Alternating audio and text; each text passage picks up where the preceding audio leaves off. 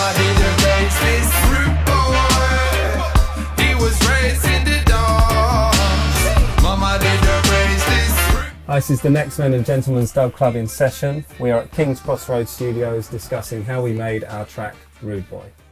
So yeah, we're going to have a look at our track Rudeboy, which was the first single from our album Pound for Pound.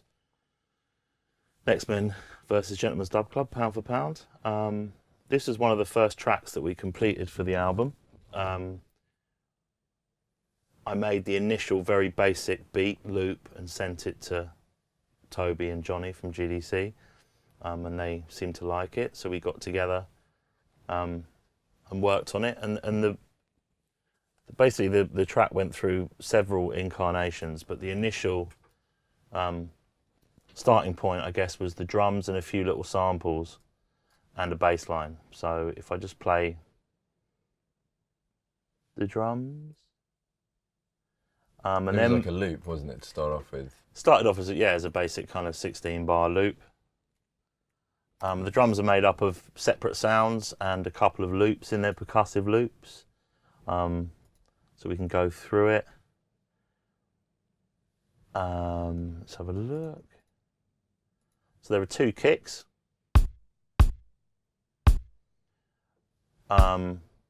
All being sent to a bus with a couple of plugins on them, really basic stuff. Cytomic the drop, using an MS-20 high-pass filter to just get rid of the really low frequencies. And then Camel Crusher, which is a free plugin. You never tell me any of this stuff. And basically, I used an EXS24 sampler for one of the kicks, and the other kick is just audio on the screen. But I ended up bouncing both of them to keep them as audio, just so I didn't have the hassle of, because sometimes when you transfer files from one computer to another, you can't find the EXS24 instrument. It becomes a bit of a pain in the arse. No. Hi-hat, which is an audio on screen. One snare, which has got various bits and pieces, a transient designer on it, bit of Valhalla. Second snare, bit of Logic EQ.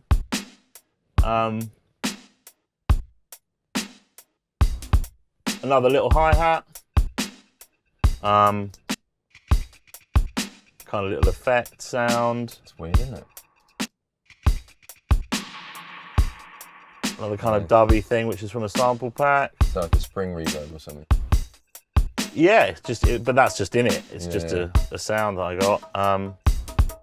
A loop, which is from a Prince Fatty sample pack.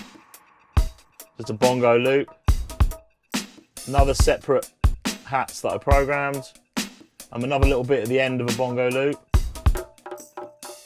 It's not that. And that's it. And then I added a little guitar sample, which you can barely hear. And then a little saxophone skank, which is a separate little piece of audio. They're quiet, aren't they? And then initially it had this Juno bass in the chorus, well, just in the loop, which we ended up taking out and replacing with an 808. So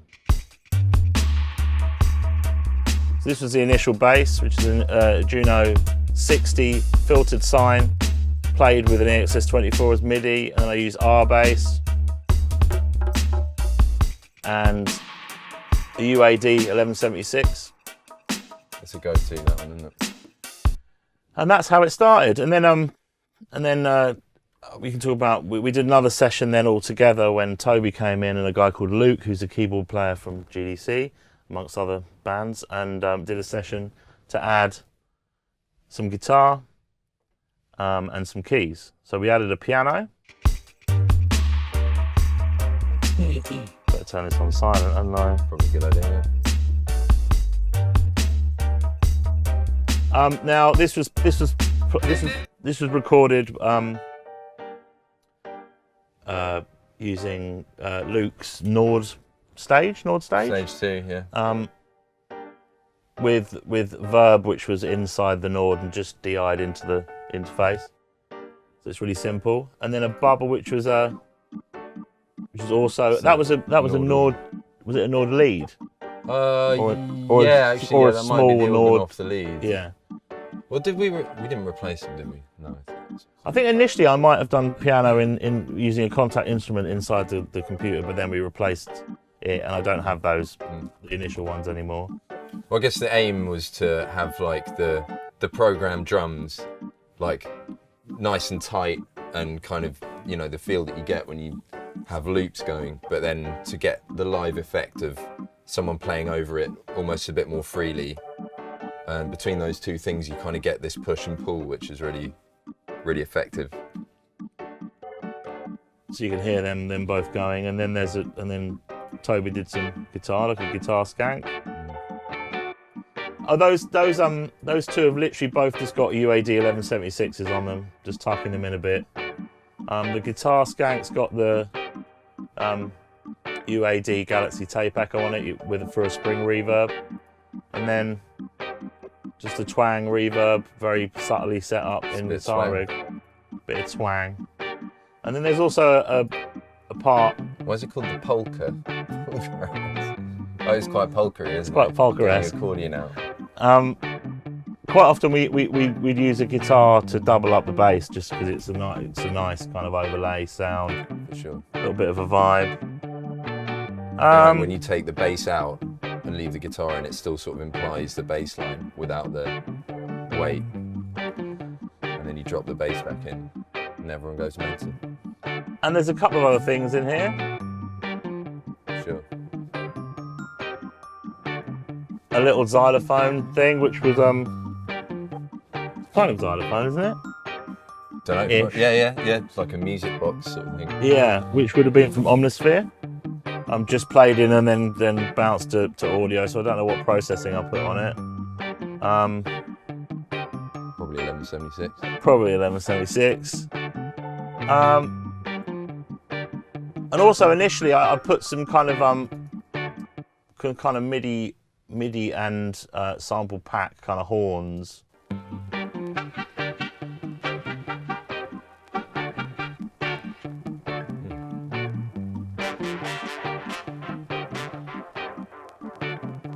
So they ended up being muted, but one of those was from just a random sample pack that I found, probably off Splice or something.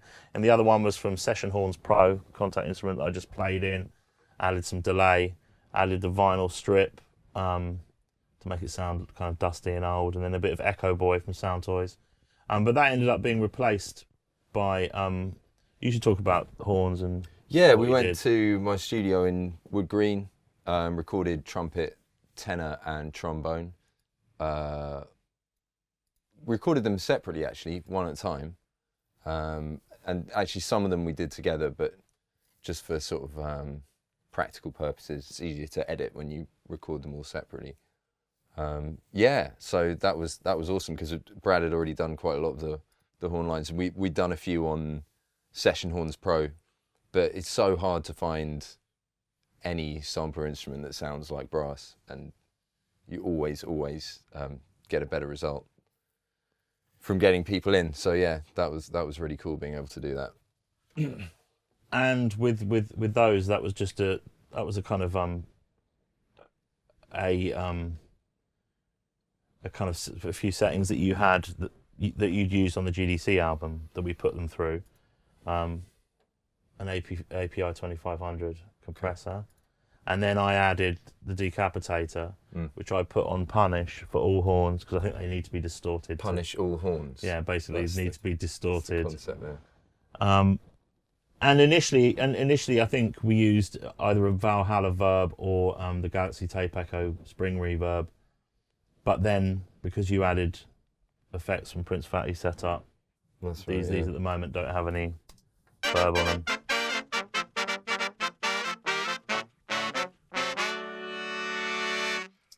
But then if you add the effects,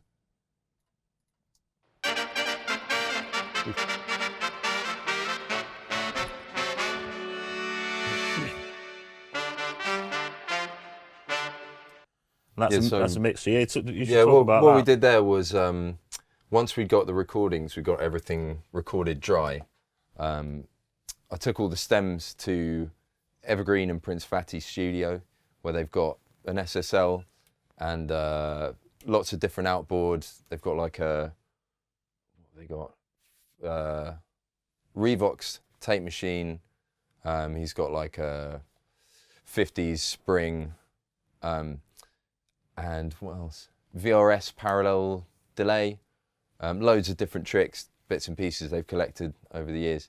And I literally just had them all lined up and did passes where I'd have an aux sending to either a delay or a reverb, and just kind of play the auxes as I went along and record them back in. So then you just get the wet signal. And then I sent the wet signal to Brad, and then he just kind of finessed them a little bit so it wasn't sort of completely wild.